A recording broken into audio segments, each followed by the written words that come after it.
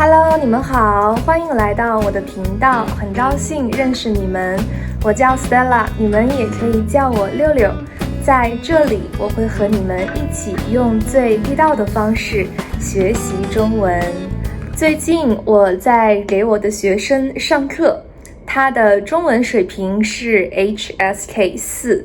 如果你们已经学习过 HSK 4的话，你们可能会记得 HSK 4的第一课是简单的爱情，但其实我觉得爱情不简单，可能它有时候很简单，你喜欢我，我喜欢你，你爱我，我爱你，所以我们之间就有了爱情。但有时候也非常复杂，复杂的要命。我身边的很多朋友都曾经和我说过，他们不想要爱情，因为他们很担心一件事情。虽然爱情本身很甜蜜，可以一起去旅行，一起去看电影，一起去散步，一起做很多事情，但是在爱情里，我们会吵架，我们会有不安全感，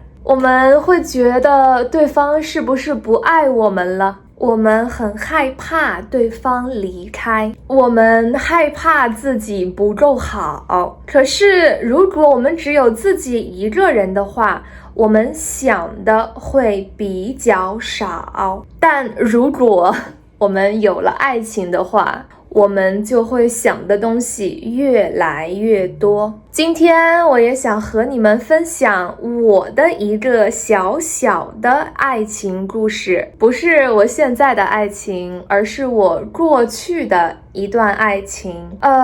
可能也不算是真正的爱情吧，因为我觉得没有爱，只是喜欢。但是对于当时的我来说，也是一个新的体验。也希望你们可以通过今天的视频学到一些新的词汇。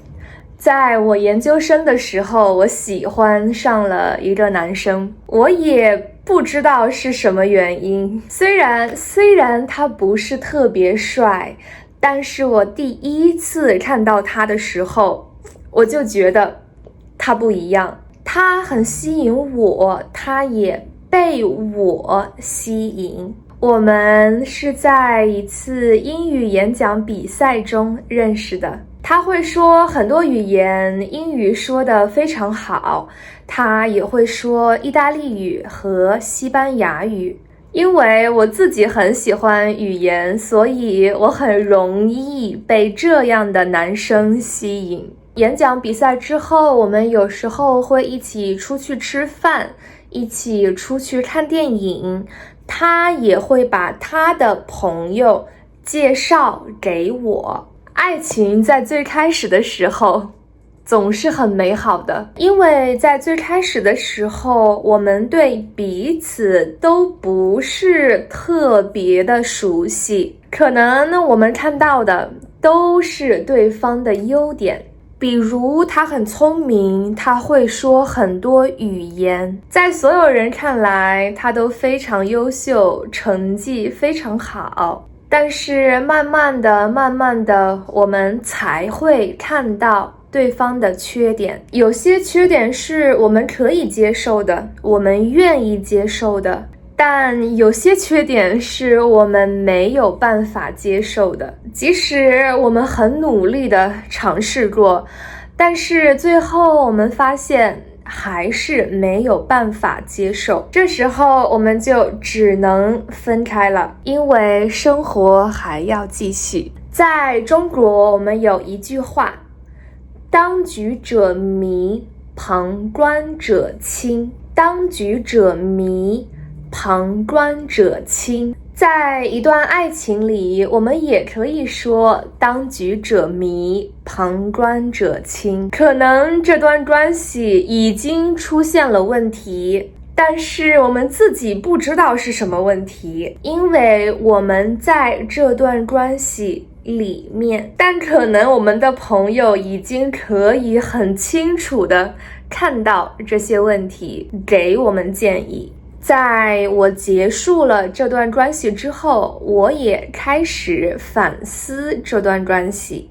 现在想和你们分享几个内容。第一个就是 PUA， 这2年在中国这个词非常火，虽然是英文，但是在中国我们也经常用。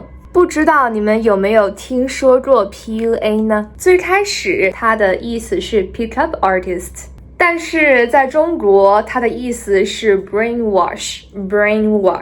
当时我还在读研究生，在我的同学和朋友看来，我已经很优秀了，因为我的成绩不错，我也会说很多门语言，综合能力也不错。但是好像我的前男友，我们暂时先叫他小明吧，不是真实的名字，只是一个昵称。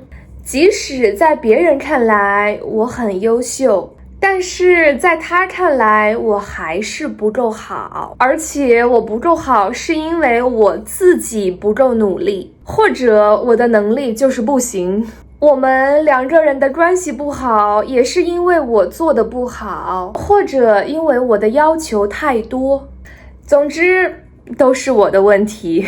慢慢的我也开始觉得我自己很不好，开始很频繁的否定自己，觉得我自己不论做什么事情都做不好，越来越没有自信，越来越自卑。举个例子，我当时在学习西班牙语，当时我的水平只是初级。每次我和他分享我今天学习了什么的时候，他都不给我回应，有时候甚至会轻蔑的笑一笑，轻蔑的笑一笑，轻蔑的笑就是这样。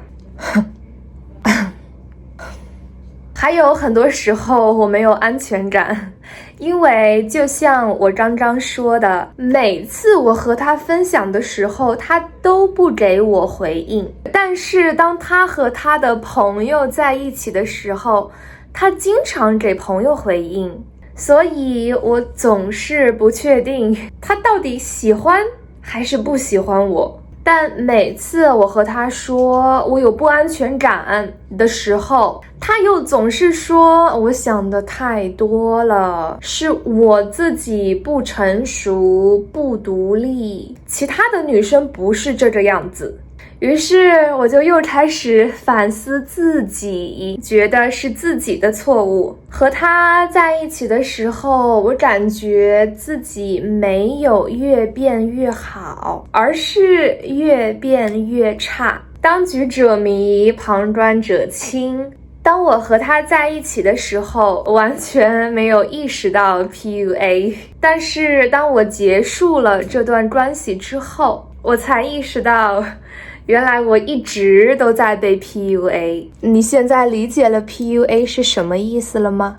第2个是情绪价值，这也是我们在恋爱时经常使用的一个词。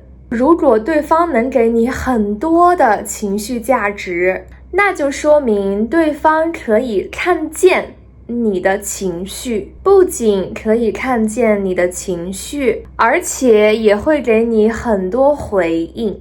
比如，哦，宝贝，你看我今天买的小玩意儿，哇，好可爱呀！你在哪儿买的呀？多少钱呀？你喜欢吗？宝贝，我今天情绪不好，有一点不开心。哦，和我说一说，怎么了，宝贝儿？发生什么事情了？谁让你不开心？我今天的面试不太好，没有通过。没关系，那让我们一起来想一想，下一次怎么样才能更好吧。继续加油，我相信你可以的。这些时候，男生都给了女生很足够的情绪价值，因为女生在和男生分享自己的问题的时候，男生在很耐心的听，而且也给出了建议，也给了女生很多的鼓励。可能有时候情绪价值不能直接解决问题，但是可以让我们感觉到有人在乎我们。我在当时和小明的恋爱里没有感受到情绪价值。我还记得当时有一天晚上，我又感觉到了很强的不安全感。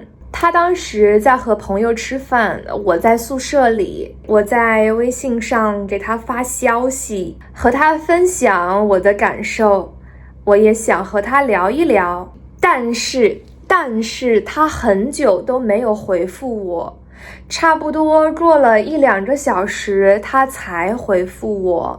在这1-2个小时里，我一直很难受不舒服。最后他给我发消息，只是很简单的说，我想的太多了，让我早点睡觉吧。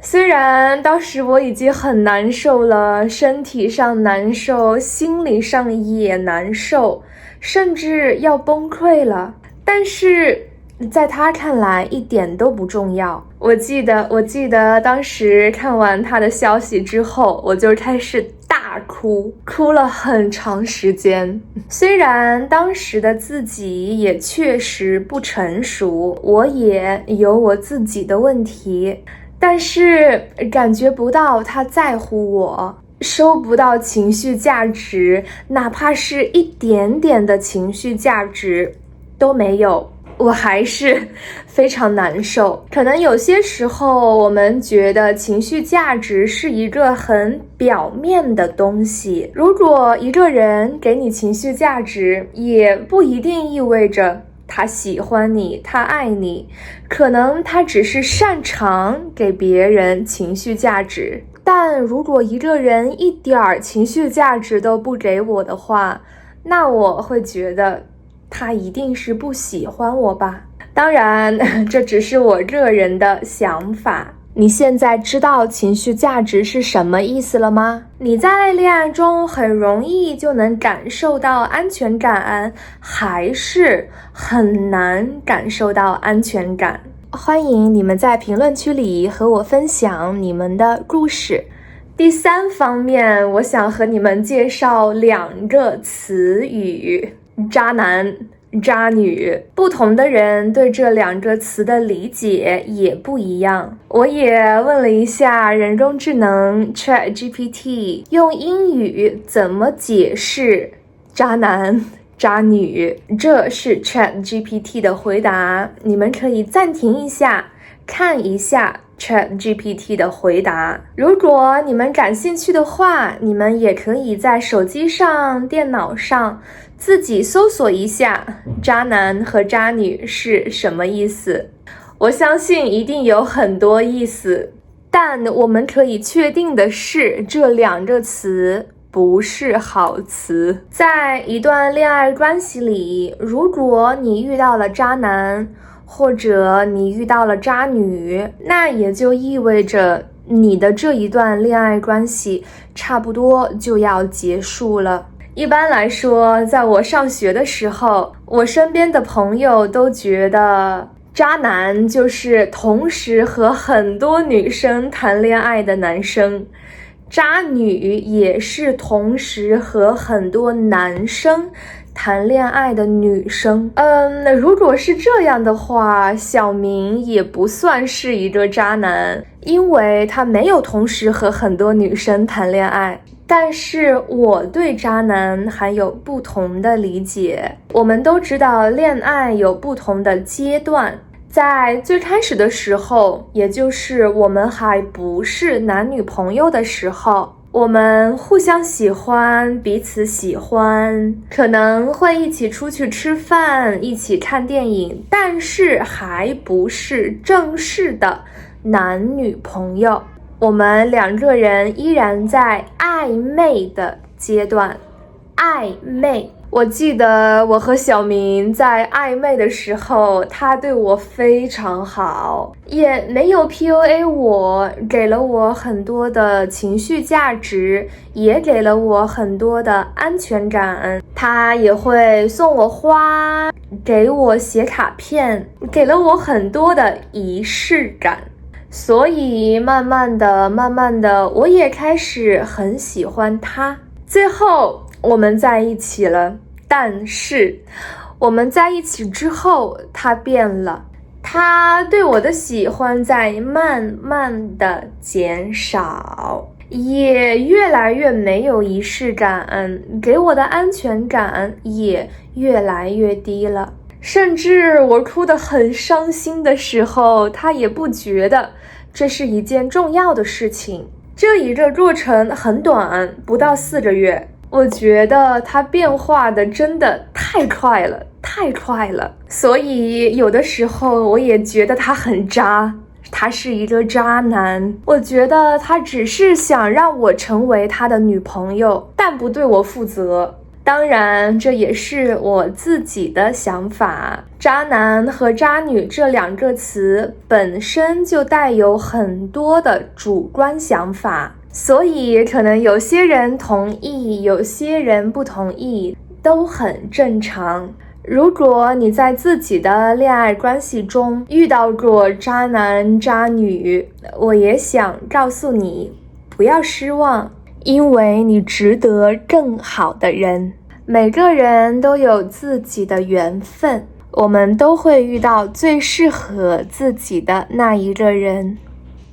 这就是我的这一段爱情故事了。虽然这个故事没有好的结局，因为我们已经分开很长时间了，我们现在也不是朋友了，但我也很感谢他给了我这一段经历。他自己是一个非常优秀的人，他的学业成绩非常好，他在研究生的时候也去了英国留学，并且在所有的学生中，他依然非常优秀。现在我也不知道他在哪里，我听说他马上要继续去英国读博士了，我也希望他的未来越来越好。虽然这段爱情没有好的结局，但我也从这段经历里学到了非常多的东西。